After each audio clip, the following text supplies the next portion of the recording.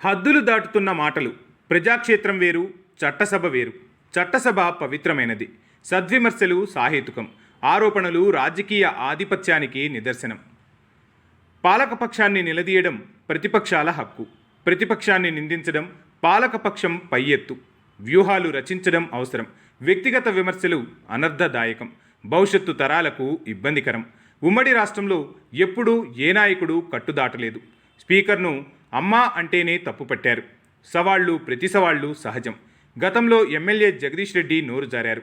జానారెడ్డి అభ్యంతరం వ్యక్తం చేశారు. కేసీఆర్ సభకు క్షమాపణ చెప్పారు. కొత్త సభ్యుడికి అవగాహన లేక నోరు జారాడని చెప్పారు. భవిష్యత్తులో ఎవరు నోరు జారద్దని సూచనలు చేశారు. తాజాగా దానం నాగేందర్ అసహనానికి లోనయ్యారు. బీఆర్ఎస్ ఎమ్మెల్యేలపై విరుచుకుపడ్డారు. దానం వ్యాఖ్యలను సీఎం తప్పుపట్టలేదు. బీఆర్ఎస్ ఎమ్మెల్యేల సభ్యత్వం రద్దు చేస్తామని హెచ్చరించారు. అక్బరుద్దీన్ అభ్యంతరం వ్యక్తం చేశారు. దానం వ్యాఖ్యలను స్పీకర్ రికార్డుల నుంచి తొలగించారు. తెలంగాణ రాజకీయాలు ఆరోగ్యకరంగా ఉన్నాయి. కలుషితం చేసి చరిత్రహీనులు కావద్దు. ప్రతిపక్షాలు అతి చేయొద్దు. పాలకపక్షం తొందరపడద్దు. ప్రజల ముందు రెండు పార్టీలు చులకన కావద్దు. తెలంగాణ అసెంబ్లీలో మాటలు హద్దులు దాటుతున్నాయి. ఎమ్మెల్యేలు కట్టుదాటి మాట్లాడుతున్నారు. తెలంగాణకి తలవంపులు తెచ్చిపెడుతున్నారు. తెలంగాణ సంస్కృతి సాంప్రదాయాలను కించపరుచుతున్నారు. తమ అవగాహన లోపాన్ని తెలంగాణ మీద రుద్దుతున్నారు. వారి అసహనాన్ని తెలియచేసే క్రమంలో బూతుల పంచాంగం వల్లవేస్తూ అదే తెలంగాణ సహజమంటూ సమర్థించుకుంటున్నారు. అలాంటి ఘటన తెలంగాణ అసెంబ్లీలో చోటు చేసుకుంది. ఖైరతాబాద్ ఎమ్మెల్యే దానం ఆవేశంతో ఊగిపోయారు. సహనం కోల్పోయారు. బీఆర్ఎస్ ఎమ్మెల్యేల మీద విరుచుకుపడ్డారు. తనను తాను మరిచిపోయి బీఆర్ఎస్ ఎమ్మెల్యేలను నోటికొచ్చినట్టు తిట్లదండకం అందుకున్నారు. ఇలాంటి సన్నివేశంలో తెలంగాణ ఏర్పాటైన తర్వాతే కాదు, అంతకుముందు ఉమ్మడి రాష్ట్రంలోనూ ఎప్పుడూ వినలేదు. ఎవరూ అలాంటి బూతుల పంచాంగం చదవలేదు. ఆంధ్రప్రదేశ్ అసెంబ్లీ సమావేశాల్లో జరుగుతున్న తీరును తెచ్చి తెలంగాణలో ఉన్న ఆహ్లాదకరమైన ఆరోగ్యకరమైన రాజకీయాలను కలుషితం చేయాలనుకుంటున్నారా అన్న ప్రశ్నలు వినిపిస్తున్నాయి. తెలుగు భాషలో తెలంగాణ యాస చాలా గొప్పది. తెలంగాణ యాసలో ఎక్కడా బూతు పదాలకు తావులేదు. వ్యవహారిక భాషలో కూడా తప్పులకు చోటు లేదు. సంస్కృతాన్ని మించిన అందమైన యాస తెలంగాణలో ఉంది. అలాంటి యాసలో తెలంగాణ ప్రాంతంలో వ్యవహారిక నామంతో తిట్లను ఆనవాయితీ అంటూ చట్టసభలు ఎంపికైన వ్యక్తులు మాట్లాడటం ప్రాంతాన్ని కించపరచడమే, కుటుంబ వ్యవస్థను నిందించడమే అవుతుంది. ఒకప్పుడు సినిమాల్లో తెలంగాణ యాసను విలన్ల నోటి నుంచి వెల్లిస్తేనే తెలంగాణ సమాజం అంగీకరించలేదు.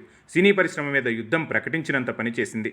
తెలంగాణ వచ్చిన తర్వాత తెలంగాణ యాసను సినీ రంగం కూడా నెత్తిన పెట్టుకుని పూజిస్తున్న దశలో ఎమ్మెల్యే దానం నాగేందర్ నిండు అసెంబ్లీలో చేసిన వ్యాఖ్యలను సభ్య సమాజం ఖండిస్తోంది.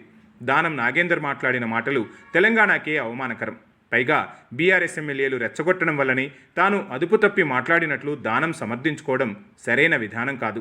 తల్లిదండ్రులను గౌరవించడం మన సాంప్రదాయం. వారిని అగౌరవపరిచే విధంగా వ్యాఖ్యలు చేయడం ఎవరూ సహించలేనిది. సహజంగా సమాజంలో కోపం వచ్చినప్పుడు మాట్లాడే మాటలకు, పవిత్రమైన చట్టసభల్లో వ్యాఖ్యలకు చాలా తేడా ఉంటుంది. చట్టసభ సభ్యులు ఎంత బాధ్యతతో వ్యవహరించాల్సిన అవసరం ఉంటుంది. ఒక వ్యక్తికి కోపం వచ్చిన ప్రతిసారి అమ్మను జోడిస్తూ మాట్లాడటాన్ని ఎవరూ స్వాగతించరు. సమాజంలోనే ఎవరైనా అలాంటి వ్యాఖ్యలు చేస్తేనే పెద్ద వివాదం అవుతుంది. అలాంటిది శాసనసభ్యుడు దానం నాగేందర్ మాట్లాడడం సమర్థనీయం కాదు. పైగా దానం నాగేందర్ తెలంగాణలో అలా మాట్లాడటం ఆనవాయితీ అనడం ఆయన తన తప్పును సమర్థించుకోవడమే అవుతుంది. మన సంస్కృతి సాంప్రదాయాలను ప్రతిబింబించే మన భాష, అలాంటి భాషలో బూతులు జతచేసి అవే మన సంస్కృతి అని చెప్పుకోవడం సరైంది కాదు. సరిగ్గా 10 ఏళ్ల క్రితం బీఆర్ఎస్ ప్రభుత్వం అధికారంలోకి వచ్చిన తర్వాత జరుగుతున్న తొలి బడ్జెట్ సమావేశాల్లో కొత్తగా అసెంబ్లీలో అడుగుపెట్టి మంత్రి కూడా అయిన సూర్యాపేట ఎమ్మెల్యే జగదీష్ రెడ్డి సమాధానం చెబుతున్న సందర్భంలో అప్పటి కాంగ్రెస్ ఎమ్మెల్యేలు సభ నుంచి వాకౌట్ చేశారు. అప్పటి ప్రధాన ప్రతిపక్ష నాయకుడు జానారెడ్డి కాంగ్రెస్ పార్టీ ఎమ్మెల్యేలతో కలిసి వెళ్తున్న క్రమంలో సమాధానం కూడా వినే ఓపిక కూడా వాళ్లకు లేదు అంటూ ఓ పదం వాడారు. అయితే అప్పుడు మైక్ ఆన్లో లేదు, రికార్డుల్లోకి కూడా వెళ్ళలేదు.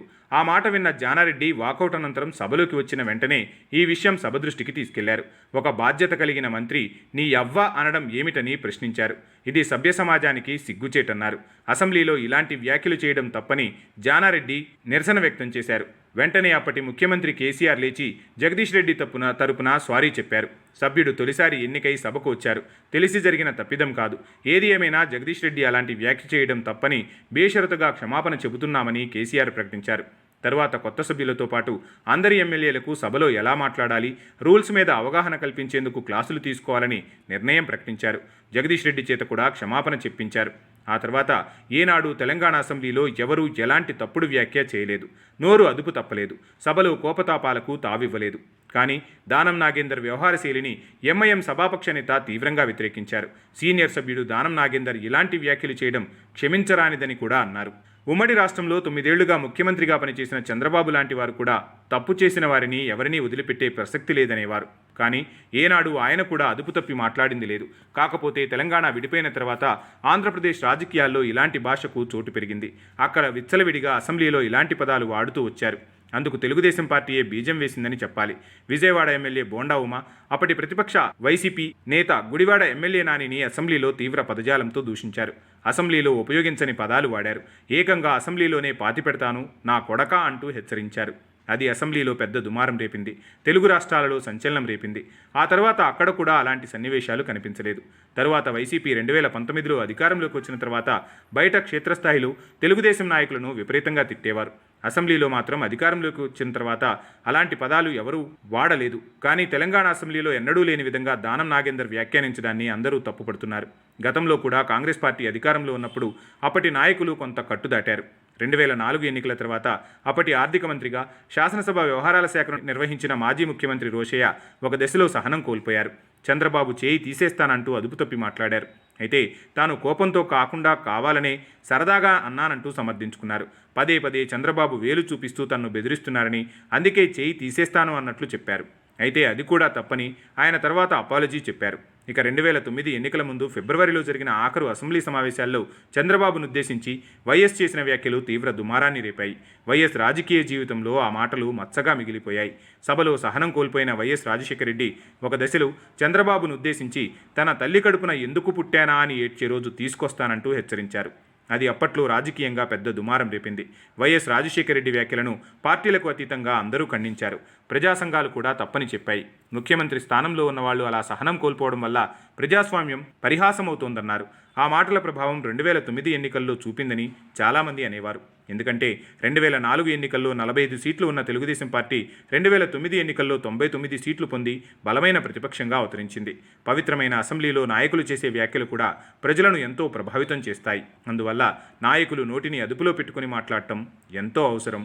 పార్టీలకు గౌరవం.